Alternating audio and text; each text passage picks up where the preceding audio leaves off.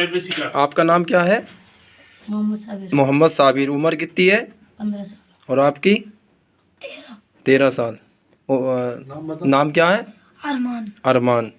ये रह कहाँ रहे हो? मुजफ्फरनगर के रहने वाले हैं ये। और अपना नाम ये बताते हैं।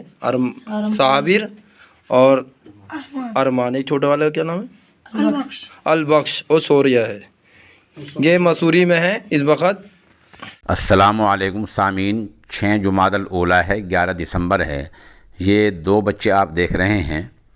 ये दोनों बच्चे फ़िलहाल रियासत उत्तराखंड के देहरादून इलाके के मसूरी में भाई अब्दुल माजिद के पास हैं। ये दोनों बच्चे दरअसल गुमशुदा हैं। ये कभी तो बता रहे हैं कि हम मुजफ्फरनगर के हैं, कभी बता रहे हैं कि हम सहारनपुर के रहने वाले हैं।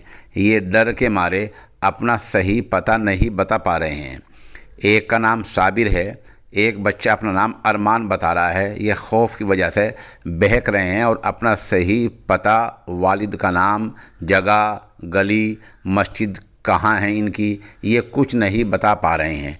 बराए मेहरबानी इस बारे में कोई इनका वारिस हो, वो इस वीडियो को देखे तो इन बच्चों की खबरगिरी कर ले।